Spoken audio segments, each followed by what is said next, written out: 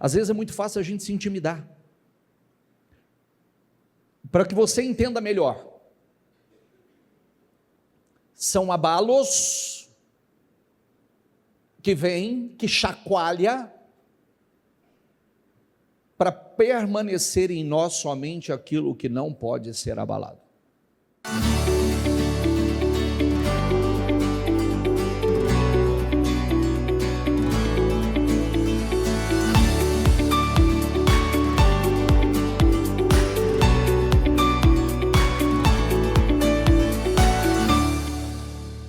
Leia aqui, por favor, 1, 2, 3. Boa palavra para hoje, né? Diga aí, inabaláveis. Vamos lá. Temos muitas coisas para falar a respeito disso aqui. O próprio, quando você pensa na palavra inabalável, você já tem uma definição disso dentro de você. O que seria algo inabalável? Curto e objetivo. Não se abala. Uma definição em uma palavra: não se abala. Hebreus diz assim, quando ele falou do Monte Sinai, sua voz fez a terra tremer. Porém, da próxima vez, diz ele, farei tremer não só a terra, mas também os céus. As palavras da próxima vez indicam que ele removerá tudo quanto não tem alicerces sólidos. Diga comigo, ele removerá tudo quanto não tem alicerces sólidos, de modo que apenas as coisas inabaláveis serão deixadas. O que Deus trabalha com isso? O que é a mensagem para nós? Deus trabalha para um povo estável. Como assim, bispo? Deus tem para nós uma vida abençoada em todos os sentidos. Todas as áreas, todos os sentidos. Família, pessoal, espiritual, financeiro. Agora, o ponto forte para nós: relacionamento. Relacionamento sólido. Nós naturalmente temos a tendência a confiar em alguma coisa. E quando eu digo confiar em alguma coisa, todos nós falamos que confiamos em Deus até que surja alguma situação. Não, eu confio, eu acredito, até que alguma coisa fuja daquilo que nós esperávamos. Ou aquilo que nós tínhamos alguma segurança mostra que não é segurança. E quando o texto fala de abalar as coisas que são abaláveis, ou podem ser abaladas para permanecer somente o que não pode ser abalado, que permaneça só o inabalável, Deus trabalha com isso internamente conosco. Abalos acontecem em nossa vida e chega como um teste. Deixa eu ler Lucas 22, diz assim, da mesma forma, depois da ceia, tomou o cálice dizendo, este cálice é a nova aliança no meu sangue, derramado em favor de vocês. Mas eis que a mão daquele que vai me trair está com a minha sobre a mesa. O Filho do Homem, como foi determinado, o Filho do Homem vai como foi determinado, mas ai daquele que o trair. Eles começaram a perguntar uns aos outros, qual deles iriam fazer aquilo? Surgiu também uma discussão entre eles acerca do qual deles era considerado maior. Jesus lhe disse, os reis das nações dominam sobre elas, e os que exercem autoridade sobre elas são chamados benfeitores. Mas vocês não serão assim, ao contrário. O maior entre vocês deverá ser como o mais jovem, e aquele que governa como o que serve. Pois quem é maior? O que está à mesa ou o que serve? Não é o que está à mesa, mas eu estou entre vocês como quem serve. Simão, Simão, Satanás pediu vocês para peneirá-los como trigo, mas eu orei por você, para que a sua fé não desfaleça. Diga comigo. E quando você se converter, fortaleça seus irmãos. Nós já falamos sobre isso aqui outras vezes. Imagine que choque para Simão ouvir isso de Jesus, né? Duas coisas. A expressão peneirar como trigo significa um movimento interno, uma aflição que pode levar a pessoa ao limite ou enfraquecimento. É um movimento. De tempos em tempos, nós vamos passar por um movimento. De tempos em tempos, nós vamos passar pelos nossos abalos. E eles são necessários. Todos nós. Por que eles são necessários? Porque Deus precisa remover aquilo que não pode permanecer em nós. Por exemplo, Pedro era um cara orgulhoso.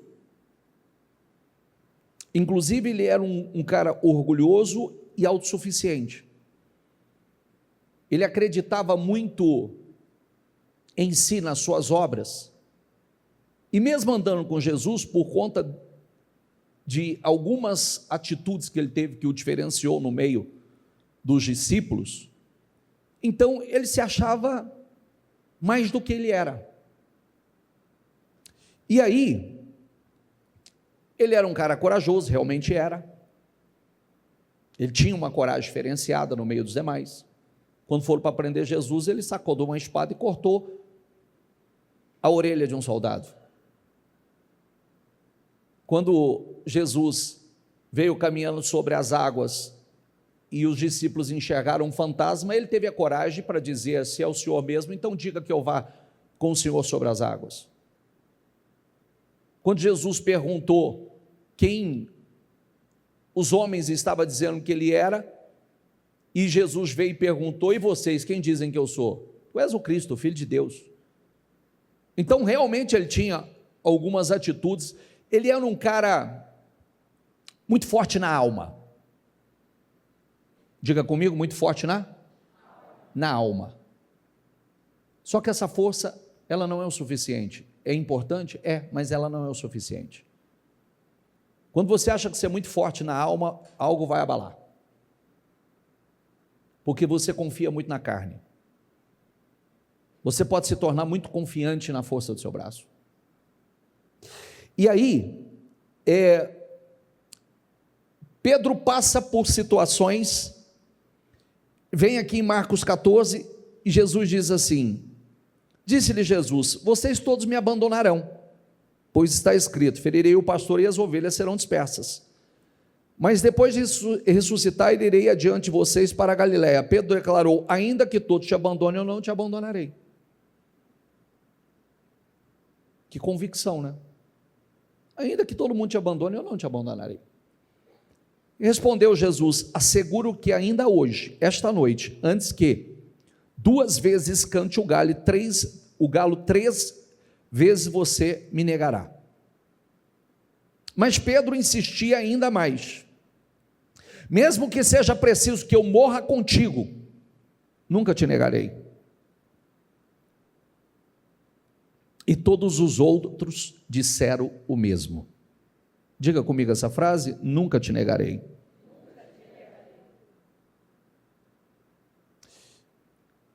Você já prestou atenção que essas promessas que nós fazemos, e eu vou tirar do espiritual, tá? Não vou deixar só na parte espiritual. Você já prestou atenção que essas promessas que nós costumamos fazer, nunca vou fazer, nunca vou deixar, nunca será assim, a maior parte nós quebramos elas?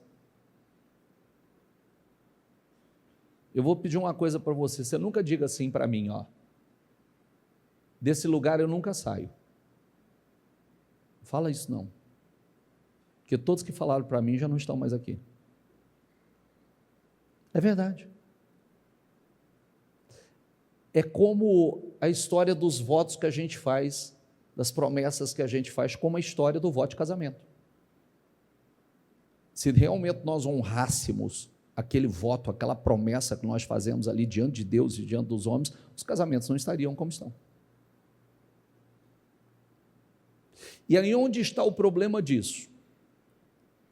Que quando nós fazemos as coisas na carne ou movido pela alma e não tem um fundamento sólido, isso vai ser abalado. Inclusive a fé. Eles estão fazendo uma confissão a Jesus aqui que não é real. Que quando prenderam Jesus, espalhou todo mundo. Quando pegaram Jesus, todo mundo já quebrou a promessa. Mas por que isso aconteceu? Por incrível que pareça, não tinha o Espírito de Deus. E esse é o perigo da gente estar no cristianismo, mas sem realmente um fundamento sólido e um encontro real e verdadeiro com o Espírito Santo. Esse é o perigo. Porque nós oscilamos. A fé oscila. E o que o Senhor trabalha é para eliminar isso do nosso meio. É uma fé sólida. Leia ali, por favor. Inabaláveis. Uma fé realmente sólida, enraizada no Senhor, não pelo que Ele pode fazer, mas por quem Ele é. É quando, mais ou menos como as pessoas dizem assim para mim, a luta está tão grande que eu estou com vontade de parar. Vou falar para você, você não conhece o cristianismo, você não aceitou Jesus ainda. Porque quando você fala de parar por algo que não aconteceu na sua vida, você só entende as coisas de forma muito superficial. É como se nós tivéssemos opção para onde ir. E a sua eternidade, aonde você vai passar? Aonde você pretende passar a sua eternidade? Só existe um caminho, uma verdade e uma vida. Para onde você vai?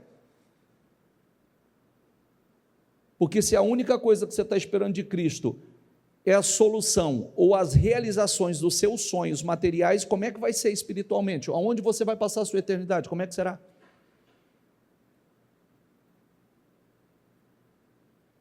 Se você partir hoje, para onde você vai?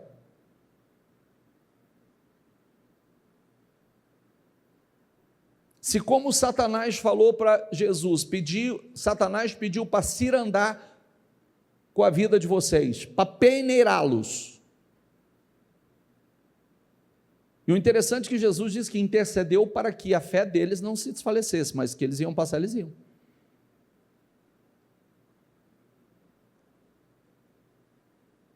Está entendendo o que eu quero dizer, gente? Sim ou não? Aí vem a raiz da palavra mais que vencedores.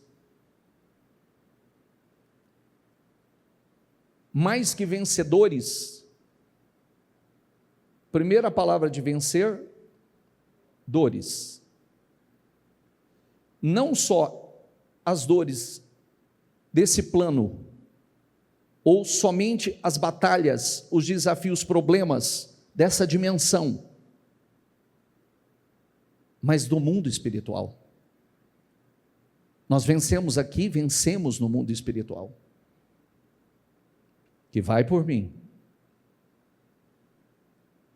são as maiores. Porque quando você olha só o problema que você está vivendo com os olhos naturais, você ainda não entendeu o mundo espiritual também. Que é aquela frase que a gente sempre diz: quando você vence é porque você venceu no mundo espiritual, quando você perde é porque você perdeu no mundo espiritual.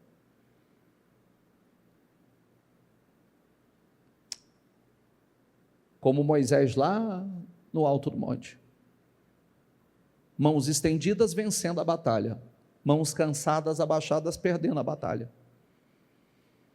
De vez em quando a gente se cansa e abaixa as mãos. E aí a gente fala: eu não estou entendendo por quê, eu abaixei as mãos. E aí, eu quero dar uma aceleradinha aqui, que eu quero chegar num ponto. Que versículo eu parei? 32? Então foram para um lugar chamado Getsêmani, e Jesus disse aos seus discípulos: sentem aqui enquanto eu vou orar. Levou consigo Pedro, Tiago e João e começou a ficar aflito e angustiado. E lhes disse: minha alma está profundamente triste, numa tristeza mortal. Fiquem aqui e vigiem. Indo um pouco mais adiante, prostrou-se e orava para que, se possível, fosse afastada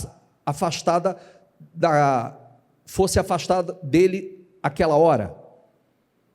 E Jesus dizia: Abba, Pai, tudo te é possível, afasta de mim este cálice, contudo, não seja o que eu quero, mas sim o que tu queres. Então voltou aos seus discípulos e os encontrou. O que está escrito aí? Simão, disse ele a Pedro: você está dormindo? Repita esse versículo comigo, ou essa frase: não pôde vigiar nem por uma hora? Vigiem e orem para que não caiam em tentação. Diga comigo: vigiem e orem para que não, o quê? O espírito está pronto, mas a carne é? Então, aqui tem um ponto violento. Primeiro é o seguinte: você acabou de falar que você está disposto a morrer comigo, que você não aguenta ficar uma hora orando comigo.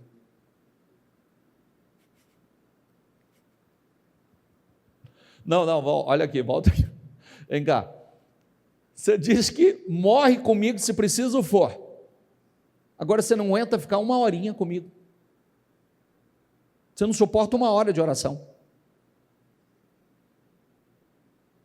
Não há uma contradição? Sim ou não?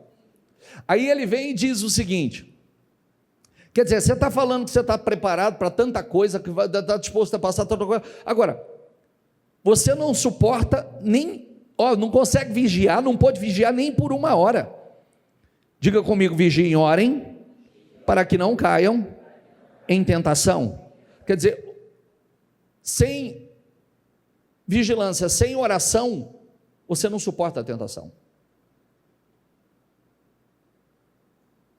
Sem vigilância, sem oração, não suportamos a tentação. Vamos cair em todas.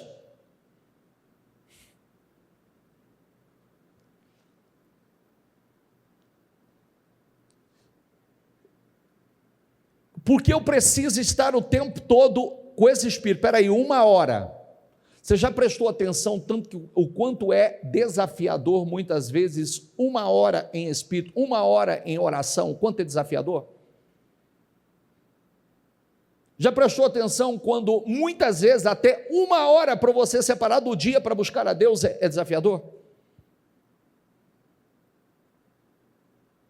Só que essa uma hora, você já ouviu aquela frase que uma horinha por dia que você se dedica a algo em 360 dias te faz uma pessoa pós-graduada? Já ouviu essa frase, sim ou não? Uma horinha de dedicação, uma horinha por dia, em 360 dias, te coloca à frente da maioria. Uma hora na presença do Senhor, uma hora orando, buscando, meditando, uma hora em espírito, o quanto isso te faz crescer?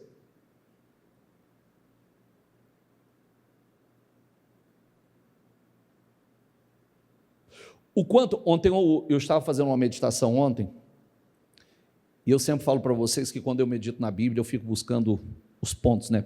Eu não olho o grosso, eu fico procurando às vezes uma palavra, porque aquela palavra para mim, ela tem uma revelação profunda. E eu estou meditando justamente na parte do maná, que tem algumas coisas, né? Que o maná, lembra o que era o maná, gente? Sim ou não? O maná é no tempo do deserto, a travessia para a terra prometida. Então, no deserto, eles não tinham alimento fácil, não tinha, né, as provisões da maneira natural. Então, Deus, num ato de amor, de cuidado para aquele povo, e um treinamento aquele povo, para ensinar aquele povo a depender dele diariamente, deixa eu repetir isso, a fazer o quê? Fazer o quê? Depender dele diariamente, porque o maná era treinamento. Diga comigo, o maná era treinamento. O maná era um treinamento, um ensinamento para entrar na terra prometida. Aí o maná era o seguinte: todos os dias amanhecia, na madrugada o maná descia. O maná era como uma semente de coentro, o texto bíblico diz que tinha sabor de bolo de mel. Então era gostoso. Eles pegavam aquilo, descia como uma geada. Só que tem umas coisas interessantes demais ali. Diga comigo, tinha hora para colher? Porque se não tivesse na hora, ele ia derreter. Diga comigo, tinha a hora certa. Diga comigo, tinha o dia certo. Vinha 6 dias na semana. Se o de hoje pegasse para amanhã e guardasse para amanhã, o Senhor já deu alerta: não guarde, porque ele vai estragar. E ele estragava e cheirava mal. Só que o Senhor dizia assim: na sexta, vocês vão pegar o dobro. O dobro, porque no sábado é dia de descanso. É dia de vocês não vão fazer nada, vocês vão recompor, é dia de descanso. Aí no sábado, o que eles pegaram na sexta e sobrava não estragava. Estava lá. Não estragava. Aí tinha gente que na desobediência corria para poder, no sábado, correr e lá tentar pegar o maná, mas o texto diz, não encontrava, porque não tinha maná. Não tinha o maná no dia que era o dia deles dedicado ao Senhor, um dia de descanso. E aí você vê Deus ensinando detalhes, a obediência nos mínimos detalhes.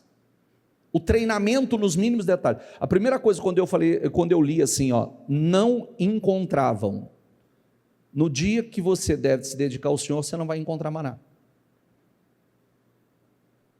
É como aquela história que a gente acha que o dia que é o dia que a gente deve dedicar a Deus, a gente vai fazer qualquer outra coisa. Não flui. Pode prestar atenção nisso, não flui. Você acha que você vai fazer uma série de coisas e não faz nada.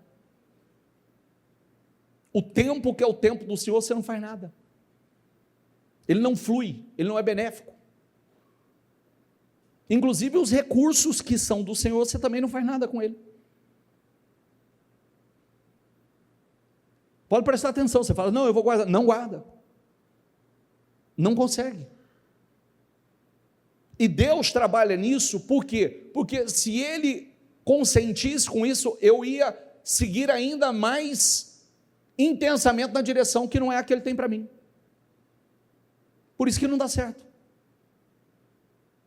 que faz parte de remover aquilo que é abalável. Ele vai trabalhar para tirar tudo isso.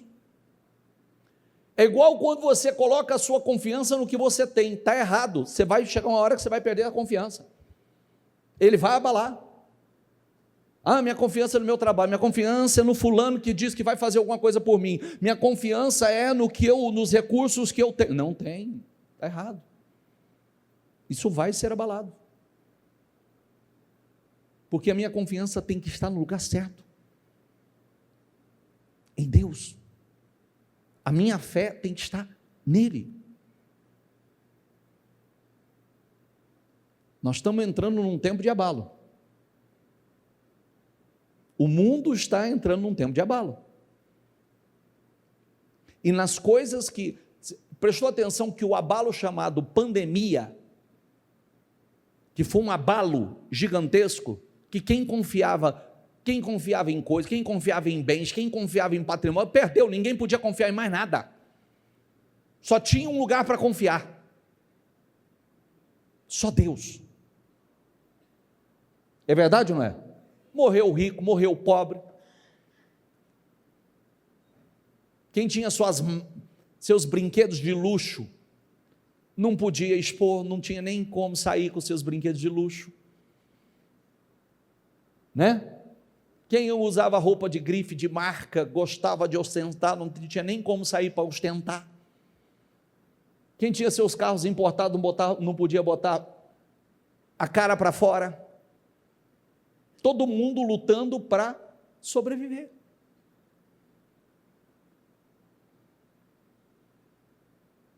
São os abalos. Oi? Eu estou falando aí da pandemia, né? Falando desses momentos. E eu tive uma experiência muito grande na pandemia, porque o Marcelo trabalha em usina, né? E ele estava na frente de tudo. Até amigos dele, da usina, faleceram. E eu, todos os dias que a bispa se levantou na madrugada, eu orava para ele. E o Paulo Vitor também, 2 horas da manhã, a gente levantava, ele ia dormir.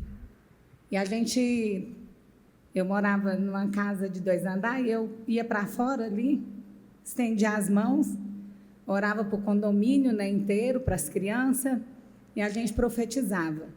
E dentro da palavra do Senhor, né, abalar o inabalável, mas quem está em Cristo... É isso aí. Né, é diferente. É isso aí. A gente prosperou na crise, né?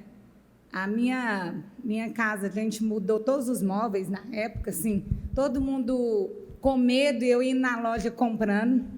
Deus me moveu para trocar tudo. E, assim, algo, assim, surpreendente, mas eu vejo na vida dele. Porque quando eu orava na madrugada, ele estava muito apreensivo, né? Porque ele vinha da usina e tudo acontecendo, e Deus me levantou para falar com ele, que era para ele ficar tranquilo, que o tempo dele não era esse. É isso aí. Que Deus não ia tirar a vida dele. A gente ia ter muito tempo ainda para viver. E eu fui na cama e falei para ele, meu bem, a partir de hoje você vai para a guerra, porque o Senhor Jesus está conosco. Então você não precisa temer, porque esse mal não vai entrar e não vai nos abalar.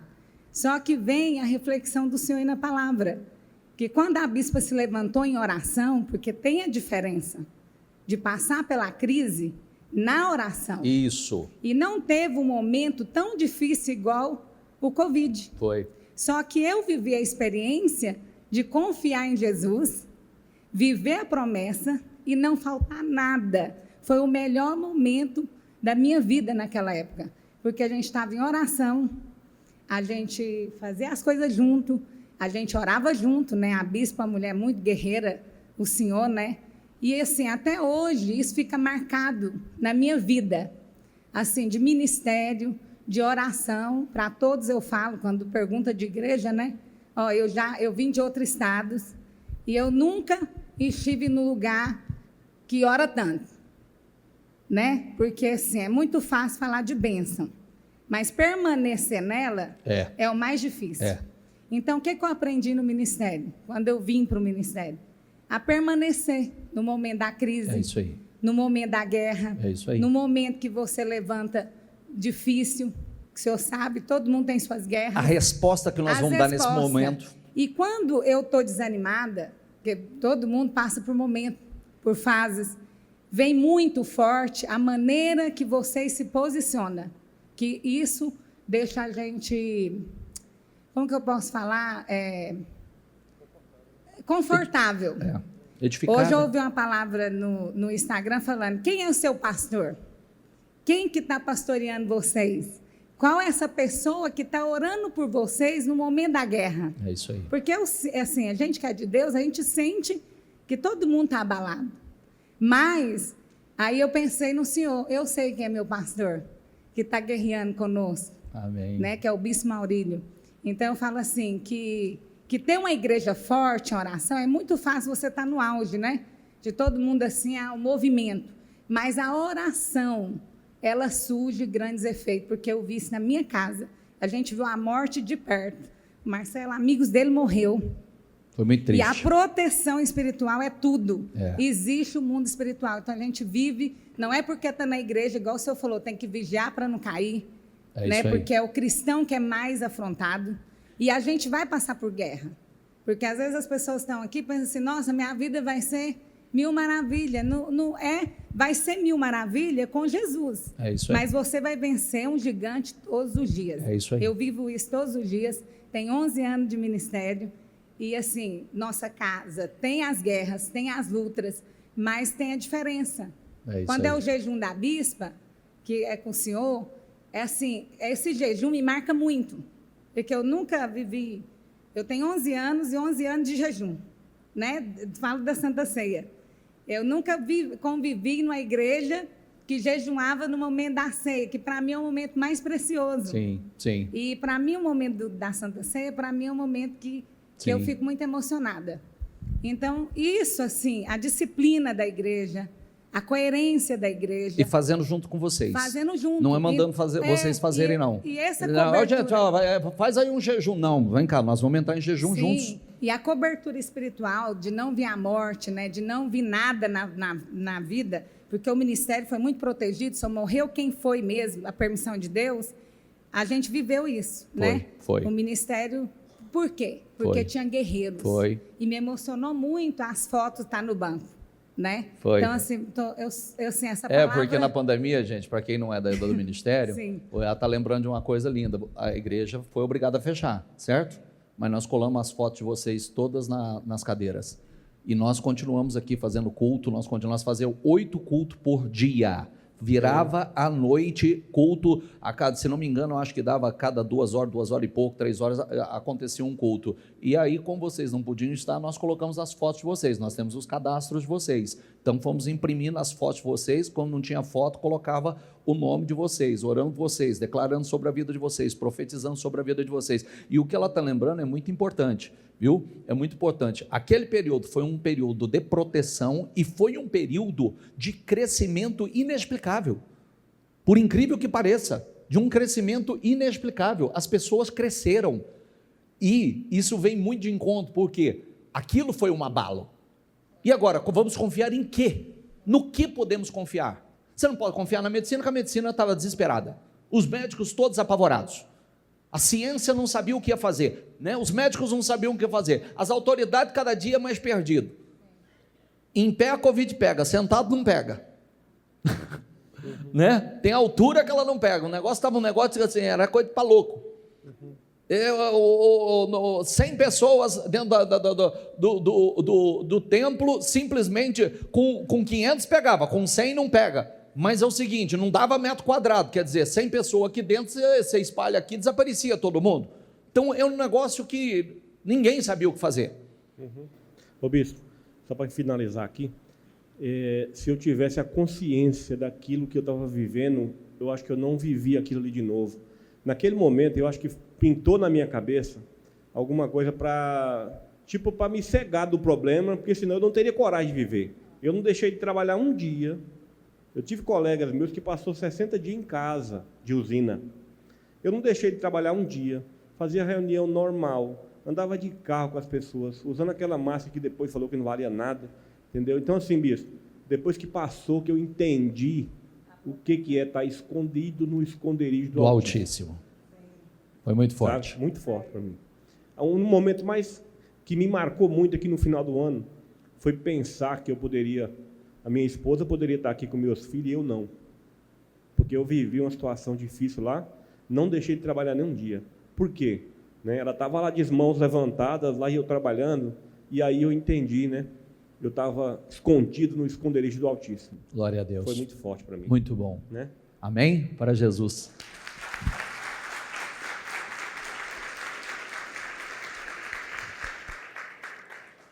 E falando, gente, que parecia uma coisa, eu não sei se vocês se lembram, de eu compartilhar com vocês, né? Porque um dia nós tivemos várias manifestações de fé, nós, Ministério Mudança de Vida. Então, nesse período, as nossas respostas: 8 cultos por dia, oração o dia todo, 8 cultos por dia, 7 dias na semana, sem parar, intensamente. Então, qualquer hora que você ligasse a transmissão, o canal da Bispa, nós estávamos lá, né? Só revezava os pastores. Então, o tempo todo. Em Rio Preto, nós fizemos, depois vai lá no YouTube, no Instagram, vocês que não acompanharam isso, pega 2 coisas: carreata, Ministério Mudança de Vida. Como é que nós chamamos aquela carreata, gente? Carreata solidária. Porque nós fizemos uma carreata, não podia descer do carro, mas nós fizemos, eu entreguei um azeite nas mãos de cada membro do ministério e fiz uma convocação para uma carreata, nós íamos ungir a cidade inteira.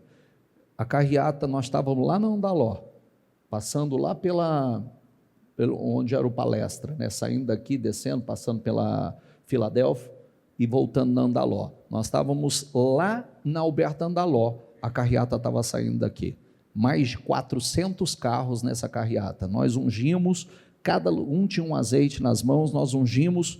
Cada uma dessas manifestações foi uma liberação de decreto. O dia que nós clamamos na prefeitura e eu declarei que a partir daquele dia a igreja não ia estar mais fechada, a partir daquele dia nós seríamos liberados para voltar a cultuar. Naquele dia saiu o decreto de liberação, no domingo nós estávamos aqui e a manifestação foi no sábado, no dia anterior. Então, são as respostas de fé que nós vamos dar. Às vezes é muito fácil a gente se intimidar. Para que você entenda melhor, são abalos que vêm, que chacoalha, para permanecer em nós somente aquilo que não pode ser abalado. Em quem eu confio? Aonde está a minha confiança?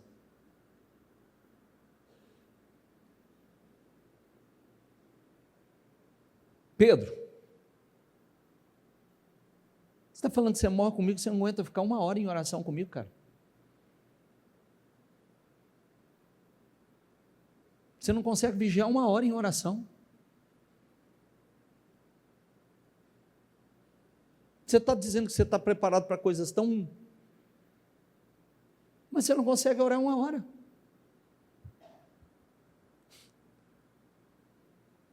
Está entendendo? Sim ou não? Sim ou não?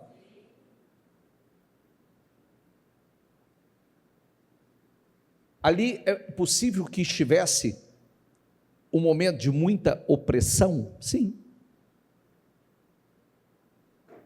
Mas como é que ele não... O cara que está preparado para tantas coisas não consegue suportar 1 hora? Não consegue separar 1 hora de oração? Que é desafiador, que é uma guerra. E aí, quero que você se pegue nesse ponto, tá? Você não consegue 1 hora.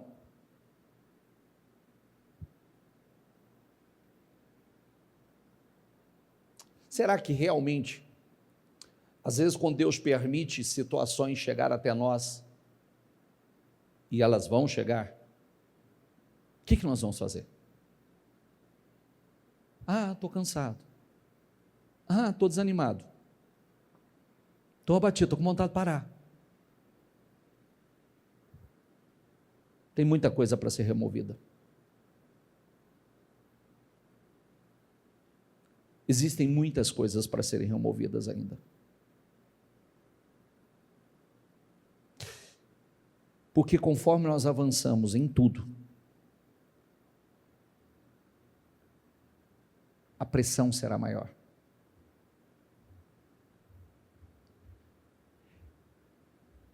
Tem algumas coisas que você não tem como.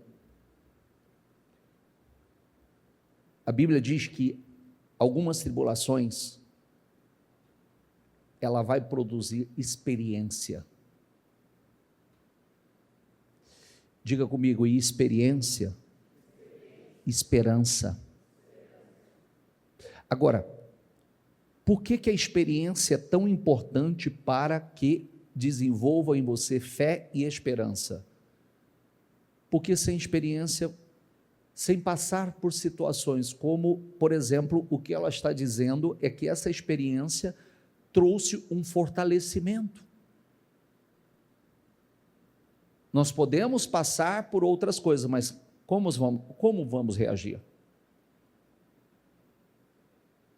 Qual é a resposta de fé que nós vamos dar?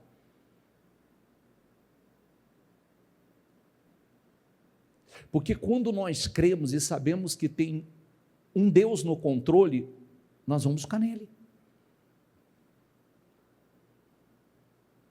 Olha, eu vou falar assim, ó. Como ela disse, na pandemia, tem gente do ministério que faleceu, bispo, contado no dedo, contado nos dedos. E realmente quem é que já tinha um problema de saúde. Por quê? É nesse momento que nós lançamos mão das promessas. Ele acabou de citar ali parte do Salmo 91. Aquele que habita no esconderijo do Altíssimo, à sombra do Onipotente descansará.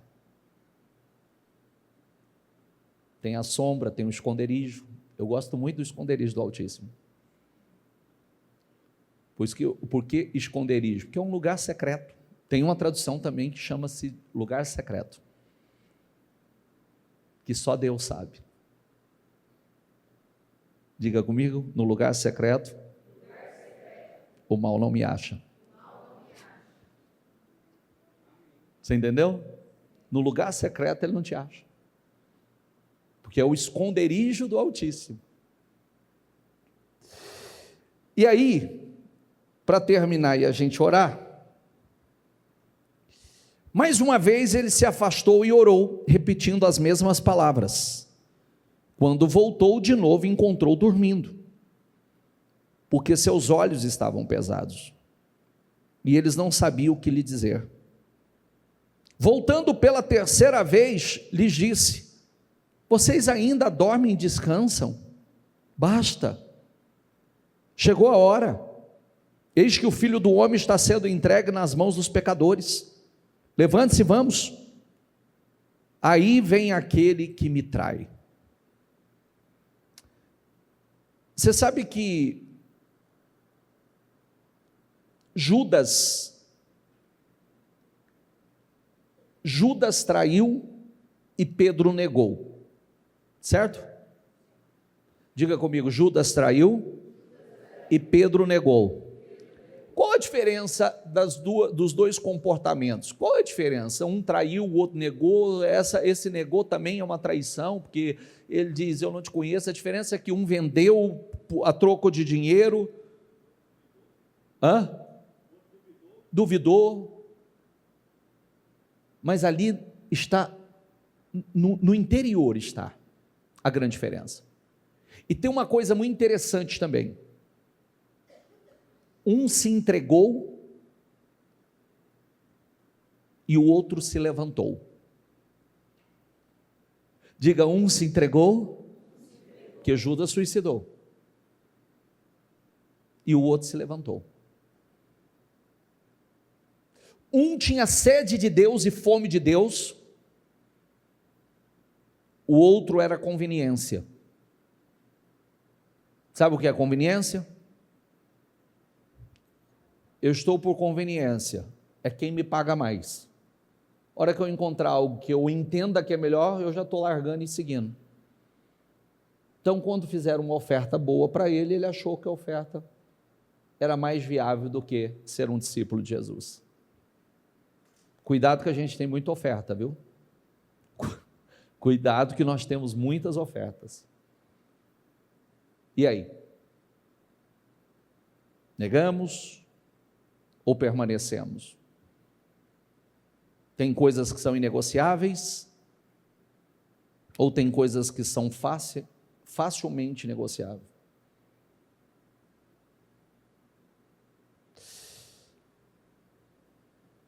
(27, 3 de Mateus). Quando Judas, o que havia traído, viu que Jesus fora condenado, foi tomado de remorso. Você vê que não é nem arrependimento, é remorso. E devolveu aos chefes dos sacerdotes, os líderes religiosos, as 30 moedas de prata. E disse: pequei, pois traí sangue inocente. E eles retrucaram: que nos importa? A responsabilidade é sua. Você entendeu? O problema é teu. Nós não estamos nem aí. O problema é teu, se vira. Então Judas jogou o dinheiro dentro do templo e, saindo, foi e enforcou-se. Lucas 1:80 diz assim, diga comigo: e o menino crescia e se fortalecia em espírito. Diga aí: viveu no deserto até aparecer publicamente a Israel. Lucas 2:40 diz: o menino crescia e se fortalecia, enchendo-se de sabedoria, e a graça de Deus estava sobre ele. Jesus ia crescendo em sabedoria e estatura. Diga: e graça diante de Deus e dos homens.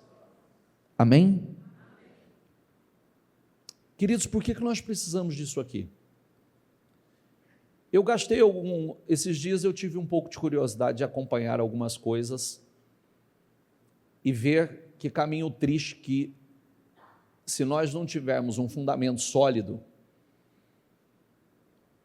primeiro, nós como cristãos, até para formar a próxima geração. Eu acompanhei um pouco daquela polêmica do deputado lá que ganhou como aquele que está para representar as mulheres agora, as reivindicações, né? Então, aí você olha aquelas coisas mais loucas, aí o que ele defende, o que ele reivindica, nem os travestis estão com ele. Não sei se vocês viram isso. Os travestis estão combatendo duramente, dizendo e mandando recado para ele, fala: você nunca será uma mulher. Nunca, meu filho. Assim como eu não serei. Né? Assim como nós não seremos. E o que eles estão caminhando e tentando trabalhar é que mulher não vai ser mais chamada de mulher. Estão lutando para tirar isso, que é os nomes bíblicos. Então, mulher será um ser, como eles dizem, perdoe a palavra rapidamente aqui, acho que não tem criança aqui, mulher será um ser com vagina, e um homem, um ser com pênis. Só que, qual é o problema disso tudo? O problema disso tudo é que está caminhando para uma direção descontrolada, porque as reivindicações, daqui a pouco, ainda bem que eu estou casado, você solteiro, se você discriminar e não quiser uma mulher trans, e porque ela é uma mulher trans, você é preconceituoso, e você vai para a lei. Olha o lado, olha a direção, para as loucuras que está caminhando. Então não tem mais o direito de escolha. Quando é uma coisa muito simples, o ser humano está se perdendo completamente atrás de reivindicações, que um quer reivindicar uma coisa que o mesmo setor, o mesmo grupo, não compartilha da mesma ideia, não aprova a mesma ideia, porque não tem sentido. Não tem absolutamente nenhum sentido nisso. Mas aí, o que acontece? Por isso que isso tem a ver conosco. Os meus filhos já estão grandinhos. Agora está vindo os netos.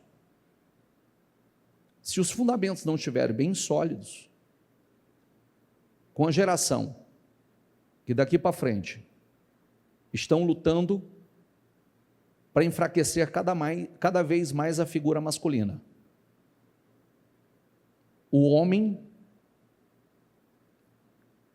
futuramente você encontrar um homem de verdade, com características de homem, com a força de homem, com a determinação de homem, com a mentalidade de homem, com a postura de homem, com a provisão de homem, vai ser raro. Agarre o seu, porque já está ficando raro. Já está. Então, se nós não tivermos fundamentos sólidos, todas as vezes que a humanidade foi se perdendo, da maneira que a humanidade está se perdendo, os grandes abalos chegaram. Os grandes. Porque grave uma coisa, a Bíblia diz, Deus não se deixa escarnecer. Tudo que o homem semear, isso ele vai colher. Nós respeitamos todos, respeitamos as diferenças, porém tem princípios bíblicos justamente para nos direcionar, para não nos deixar. Tem uma oração que nós fazíamos há um tempo atrás, que talvez é hora da gente voltar a fazer, que é uma: Deus, não me entregue a mim mesmo, porque se Deus te entregar a você mesmo, você está frito. Porque você já prestou atenção que você não sabe, nós não sabemos o que nós queremos. É só você ver nas decisões que, de vez em quando, nós fazemos decisões, fazemos escolha, tudo que nós queremos daqui a pouco já não queremos mais. Não queremos mais.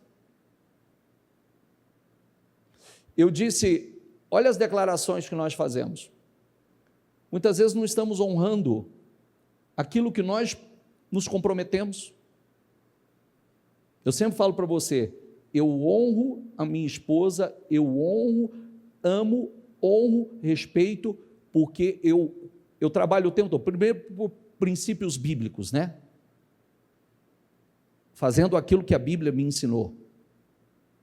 Mas eu sempre trabalho para trazer à minha memória o que me levou, qual foi o sentimento, quanto eu lutei para poder estar com ela. E agora, porque nós estamos juntos há 32 anos, isso ficou comum? Não, não ficou não. Não ficou. Porque agora que eu não tenho que lutar com mais nada, não preciso lutar mais por isso, então agora eu não valorizo mais? Está entendendo o que eu quero dizer, sim ou não? Não, eu vou valorizar da mesma forma, porque eu me lembro e não me permito, vocês são jovens, tá? Cultive isso. Espera aí, às vezes, porque não temos tantos desafios assim, ou tivemos, agora não temos mais, então não temos mais que lutar, não temos mais que honrar.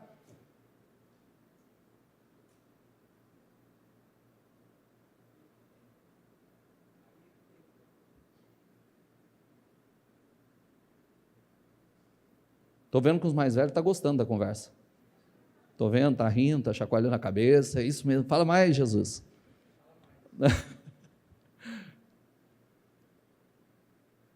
Mas é por isso que as pessoas, Porque hoje tem tanta gente perdida, infeliz, porque não sabe. Cada dia quer uma coisa e já não sabe o que é mais. Movimento feminista. Elas vão se arrepender. Muitas já estão arrependidas. Porque não vai chegar a lugar nenhum com isso. Enfraquecer o homem não é fortalecer a mulher. Enfraquecer o homem não é bom para ninguém. Porque eu não sei se vocês viram que agora já tem um movimento do contra-ataque do homem. Já viram ou não? Sim ou não? Então já tem um movimento do contra-ataque do homem. O homem que agora já está contra-atacando e ele não quer a mulher, porque a mulher é problema para ele também. E na hora da separação o prejuízo é grande. Então ele prefere nem entrar nessa fria. É que eu não vou lembrar o nome para te falar, mas tem um nome já. Tem um nome, o movimento. Aí imagina, está todo mundo perdido, gente. Mulher perdida querendo enfraquecer o homem agora já está fugindo da mulher, já não quer mais a mulher mais, porque mulher é sinônimo de problema. Olha, o ser humano está ficando doido.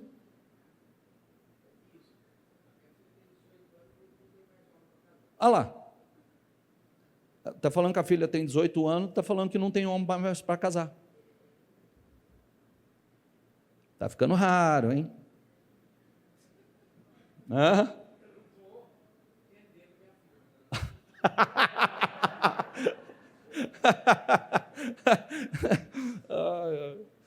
Então, realmente, Deus tem misericórdia de nós. Tem misericórdia da próxima geração. Tem misericórdia, começa com a gente. Porque nós precisamos ter fundamentos sólidos. Porque lá na frente vai estar todo mundo perdido. O que nós fizemos? Outro dia saiu uma reportagem que a mulher lutou tanto pela sua independência que agora ela conquistou e ela não sabe o que fazer com ela. Porque ela ficou solitária. Lutamos tanto por isso e agora o que nós vamos fazer com isso? Porque tem coisas que é dentro daquilo que foi exatamente criado pelo Criador, que funciona. Eu posso mudar a finalidade, mas vai dar errado. A Bíblia diz que Deus fez tudo perfeito. O homem saiu buscando invenções, estragou a perfeição do Senhor. Quando eu falo de casamento, eu falo casamento não foi feito para dar errado, foi feito para dar certo. Sabia disso ou não? Ah, mas bispo, é muito diferente, graças a Deus, porque essas diferenças, se minha mulher fosse igual a mim, eu estava frito. Se eu fosse igual a ela, mas o que falta em mim tem nela. E aí complementamos. Cada um entende o seu papel, cada um exerce o seu papel e nós nos fortalecemos tremendamente. Eu tenho a parte, eu tenho as qualidades que ela não tem, ela tem aquelas que eu não tenho. Às vezes um é o acelerador, outro é o freio. Senão o negócio desgoverna, né? Acelera demais, não tem freio. Ou freia demais, aí não acelera. Tem que achar o equilíbrio, não é? Mas com freio e acelerador vai embora. Né? O bicho, está faltando a embreagem. Não, nós estamos falando de automático. Fique em pé, por gentileza. Nós estamos mais chique. Tem mais embreagem, não. Não. E quem vai para um com embreagem, não para automático, não volta para a embreagem. Você sabe disso, né? Volta de jeito nenhum. Maravilhoso. E agora é elétrica ainda.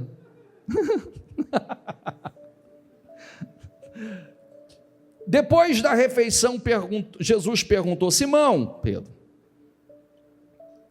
Simão, filho de João, você me ama mais do que estes? Sim, respondeu Pedro. O senhor sabe, diga comigo, que eu sou o seu amigo. Então pastorei os meus cordeiros, disse Jesus. Jesus repetiu a pergunta: Simão, filho de João, você me ama de verdade? Sim, Senhor, disse Pedro. O senhor sabe que eu sou seu amigo. Então cuide das minhas ovelhas. Disse Jesus: mais uma vez ele perguntou: Simão, filho de João, você é mesmo meu amigo? Pedro ficou triste, porque Jesus fez a pergunta pela terceira vez. O Senhor conhece todas as coisas e sabe que eu sou. Jesus disse: então pastorei as minhas ovelhas. Quando você era jovem, era capaz de fazer o que gostava, de ir aonde queria ir. Mas quando for velho, você estenderá as mãos, outros guiarão você e levarão aonde você não quer ir. Disse Jesus isso para indicar que tipo de morte ele iria glorificar a Deus. Depois Jesus disse: siga-me. Você sabe que Jesus estava falando de um tipo de amor, Pedro estava falando de outro tipo de amor. Pedro estava falando do amor filos, o amor de amigo, e Jesus estava falando do amor ágape, o amor incondicional. Sabe aquele amor que tudo crê, tudo suporta? Aquele amor que é um amor inabalável. Ah, tu me amas? Eu te amo. Tu sabe que eu sou seu amigo. Não estou falando de amigo, não. Eu não estou falando de amor de amigo. Eu estou falando do amor ágape, que é um amor inabalável. É um amor que não se abala.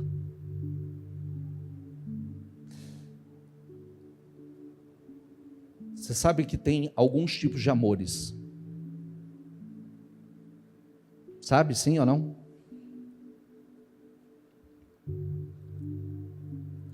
Não sei se eu vou conseguir falar deles de cabeça. O amor filos, que é o amor, o filéu, que é o amor entre amigos. O amor de família. O amor de pai e mãe, que não é o mesmo amor de filho. Amor de pai e de mãe é um. O amor de filho é outro. O amor eros, o amor casal, que tem atração, tem desejo.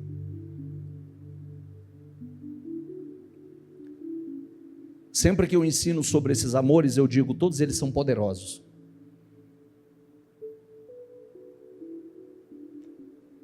O amor de um pai por um filho, de uma mãe por um filho, ele é poderoso demais. De um filho pelo pai, ou de uma filha pelo pai e pela mãe, são poderosos. O amor entre casal, ele é poderoso. O amor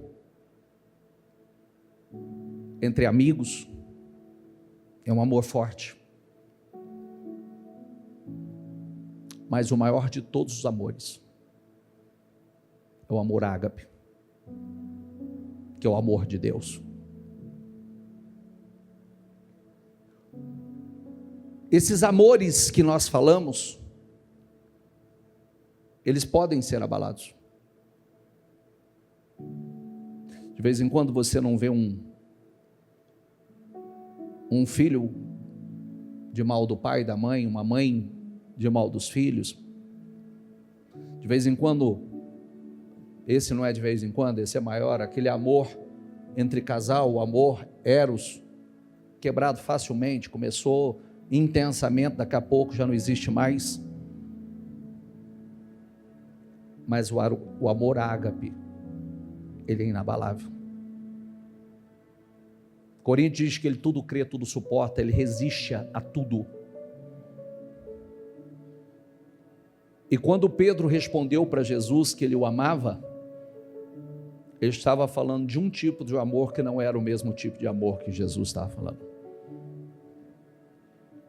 Porque se o amor por Jesus for o amor de amigo, essa amizade pode se abalar. Mas se o amor por Jesus for o amor ágape, ele é inabalável. Aconteça o que acontecer. Tanto é que antes dele conhecer esse amor, ele negou Jesus. Quando o Espírito Santo entrou nele, ele morreu por Jesus. Prestou atenção? Antes ele negou 3 vezes. Depois ele morreu. E ainda, a história diz que ele não aceitou ser crucificado como Jesus. Ele não aceitou, ele não era digno de ser crucificado como Jesus. Ele falou: me crucifica de ponta cabeça, porque eu não sou digno de morrer como ele. Então eu faço tudo isso para fazer uma pergunta a você: qual é o seu tipo de amor por Jesus? Será que também não é esse amor que ele parece ser forte, mas ele ainda é abalável?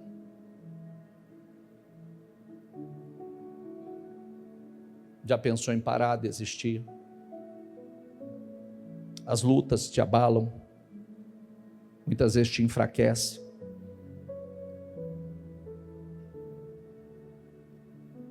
Por isso que o Senhor, ele insistiu 3 vezes, fez essa pergunta 3 vezes, porque não estava falando do mesmo tipo de amor. Por isso que nós precisamos orar ao Espírito Santo. Coloque em mim o amor ágape, o amor incondicional, o amor que tudo crê, tudo suporta. Eu não só quero amar ao Senhor com esse amor, mas eu quero amar as pessoas que o Senhor colocou na minha vida com esse amor. Porque hoje, você prestou atenção que relacionamentos são descartáveis? São ou não são? Os relacionamentos são descartáveis. Um dia diz que ama tanto, daqui a pouco é como se não conhecesse mais.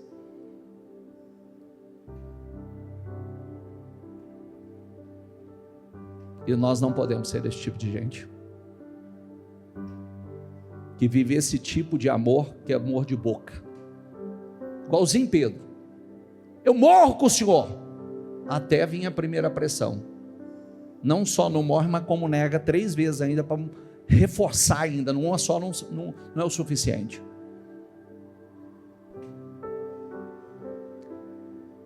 E sabe como é que a gente termina isso aqui? Jesus está terminando mostrando a ele: enquanto não for o amor ágape, esse amor incondicional, eu não posso fazer na sua vida aquilo que eu quero fazer, Pedro.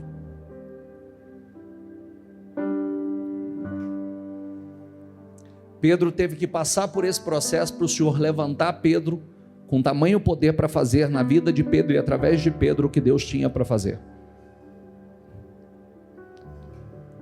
Está aqui comigo, sim ou não? Se Deus não entender que esse amor está aí, se Ele não entrar de verdade, Ele não pode fazer aquilo que Ele quer fazer com você e através de você.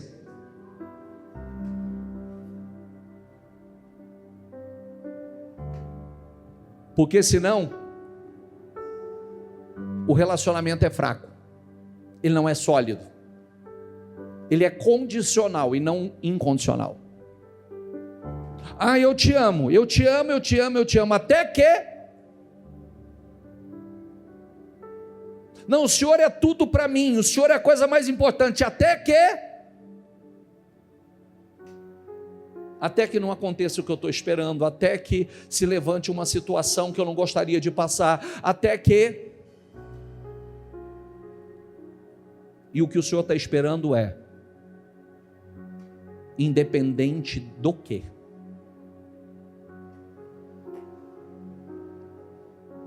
É esse amor que tem que estar dentro de mim e dentro de você. Os abalos vêm. Como é que vai ser? Palavra muito oportuna, né? Muito oportuna a palavra.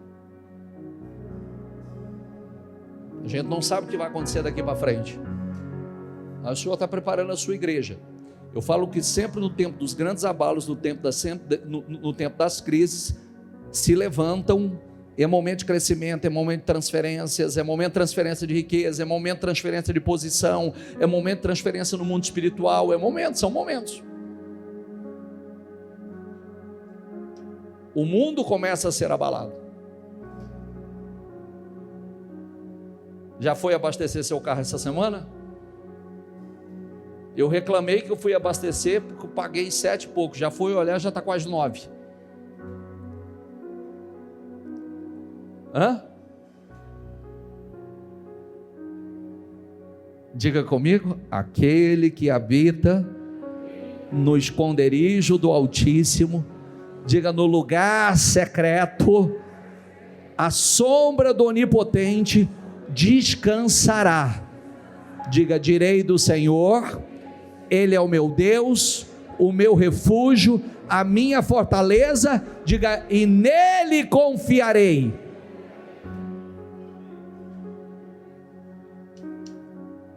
É onde nós estamos. Tem coisa que a gente não entende, mas aprendemos uma coisa: a confiar naquele que tem um controle de todas as coisas.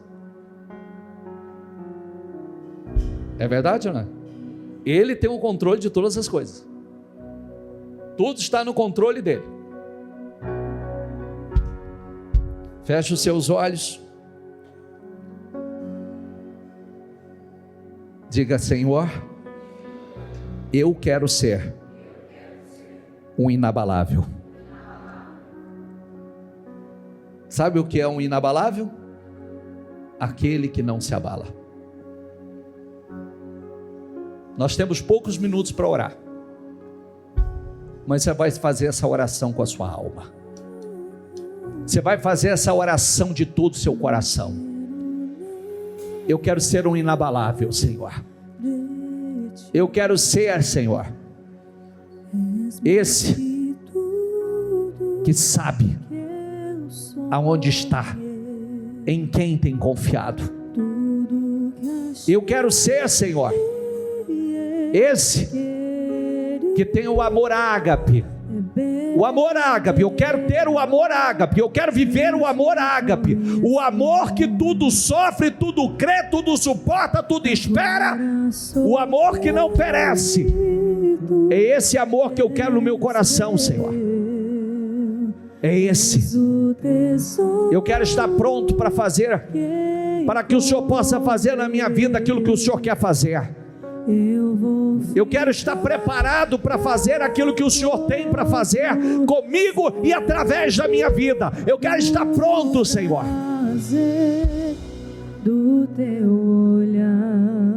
Vai, diga a Ele: Espírito Santo, faz de mim um inabalável. Diga: Espírito Santo, faz de mim um inabalável. Espírito Santo, faz de mim um inabalável. Nesse próprio salmo, o texto diz: 1000 cairão ao teu lado e 10.000 à tua direita, mas tu não serás atingido. Somente com os teus olhos olharás e verás a recompensa dos ímpios, porque os seus anjos Ele dará ordem a teu respeito, para te guardar em todos os teus caminhos. Diga a Ele: eu quero ser um inabalável. Eu serei um inabalável. E para ser um inabalável, você precisa ser cheio do Espírito. O Espírito Santo tem que estar na tua vida. A unção do Espírito Santo tem que estar em você. A unção do Espírito Santo tem que estar em você. Diga: Espírito Santo, faz de mim um inabalável. Entra na minha vida. Entra na minha vida. Eu quero essa fé madura, essa fé sólida. Eu quero esse amor incondicional. Eu não quero um amor superficial, um amor que se abala, um amor que se move. Não, eu quero ser um praticante do amor ágape, amar o Senhor, amar as pessoas que o Senhor colocou na minha vida. Eu quero o Senhor. Queira a Ele, ame a Ele, deseja a Ele de todo o teu coração.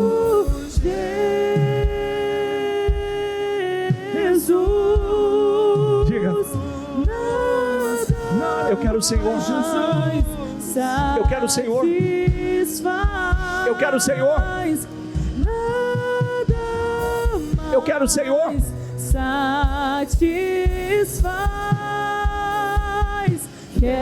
Diga: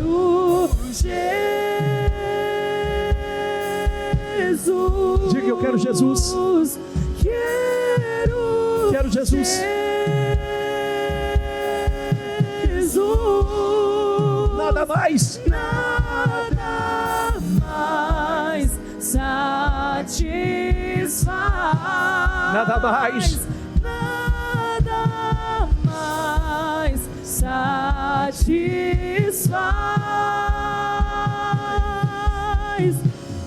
Eu não quero ninguém mais. Eu não quero nada mais. Tu és meu tudo. Nós queremos te amar a cada dia mais, Senhor. Tu és meu tudo.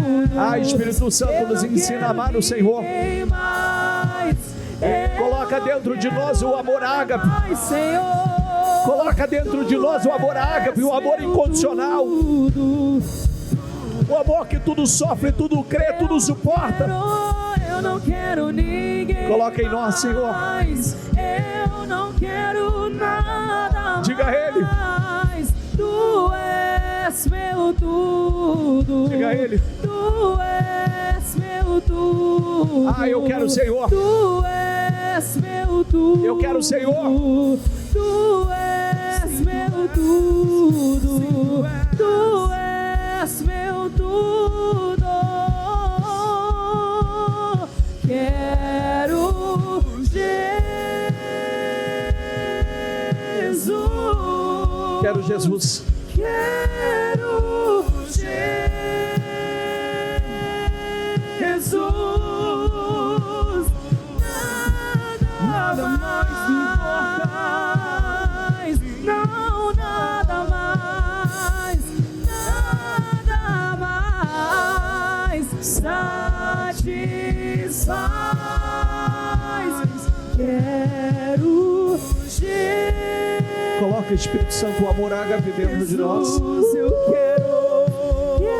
Coloca o amor ágape dentro de nós. O amor incondicional. Coloca dentro de nós. Coloca o Espírito Santo. Senhor, não nada mais. Diga isso a Ele. Coloca dentro de mim. O amor ágape é o único amor capaz de sustentar todas as coisas.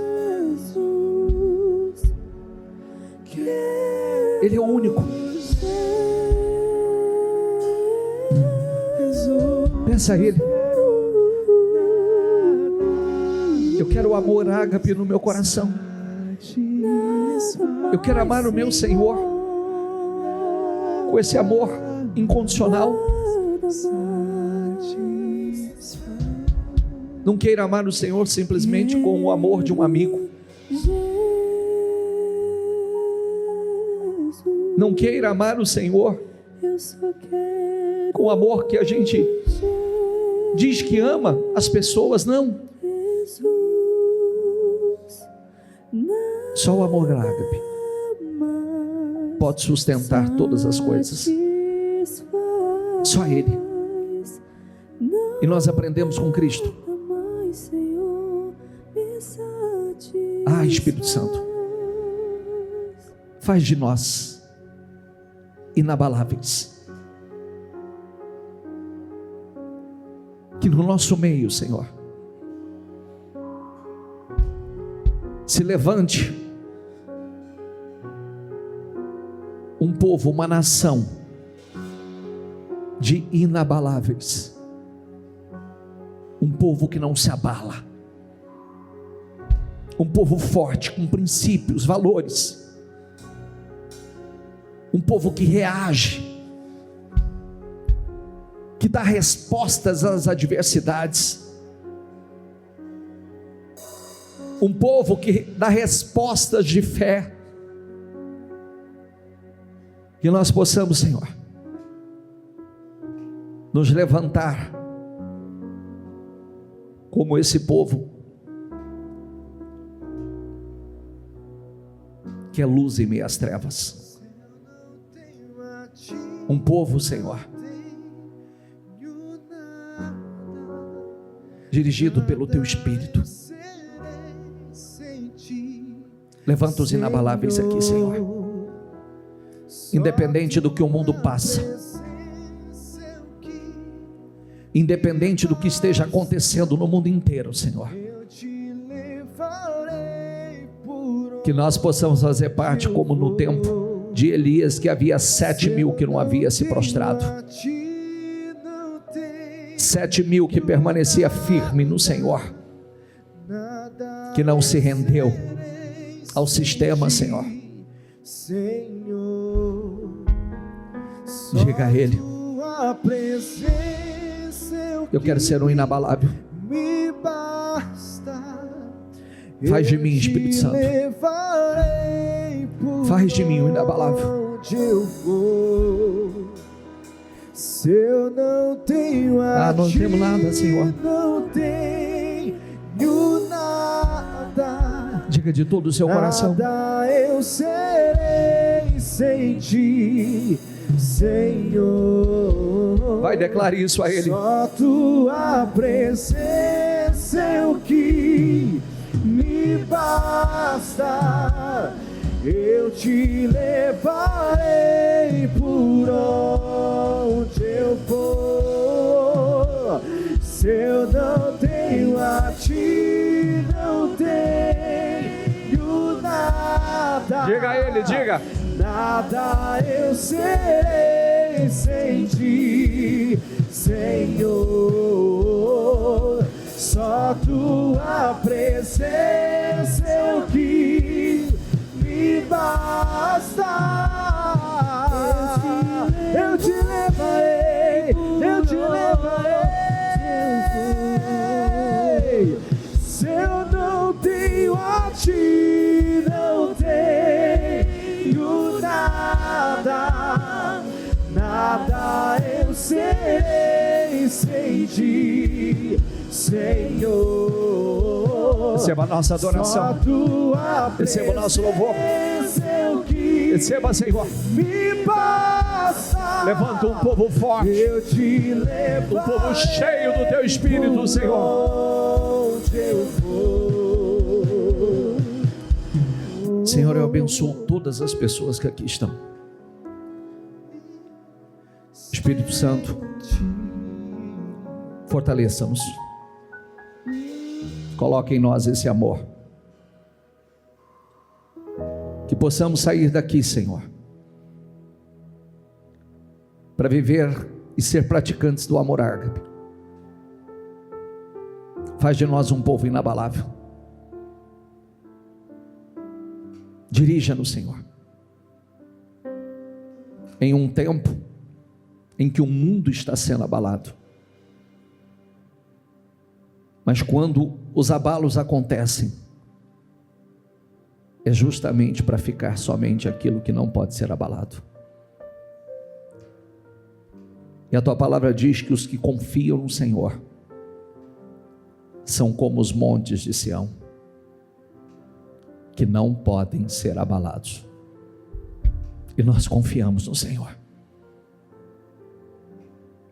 Que permaneça em nós somente aquilo que realmente não pode ser abalado, que é sólido.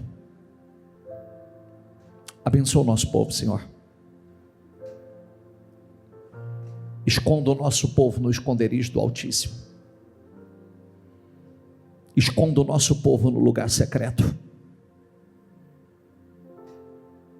Porque nós somos o povo, Senhor. Cremos no que diz a tua palavra, que 1000 pode cair ao nosso lado, 10.000 à nossa direita, mas nós não seremos atingidos. Somente com os nossos olhos olharemos e veremos a recompensa dos ímpios. Aos teus anjos o Senhor dará ordem ao nosso respeito, para nos guardar em todos os nossos caminhos. Eu abençoo a tua vida. Eu declaro você no esconderijo do Altíssimo, e que você descanse à sombra do Onipotente. Que o Espírito Santo faça de você um inabalável, e que você seja um praticante do amor ágape, um amor que não se abala. Que Deus te levante e te use naquilo que Ele quer usar, e faça na sua vida o propósito que Ele tem com você e através de você. Eu abençoo a todos, Senhor. Te agradeço pela mensagem, que possamos sair daqui mais crescidos, mais ungidos, mais espirituais. Amém, amém, amém, amém.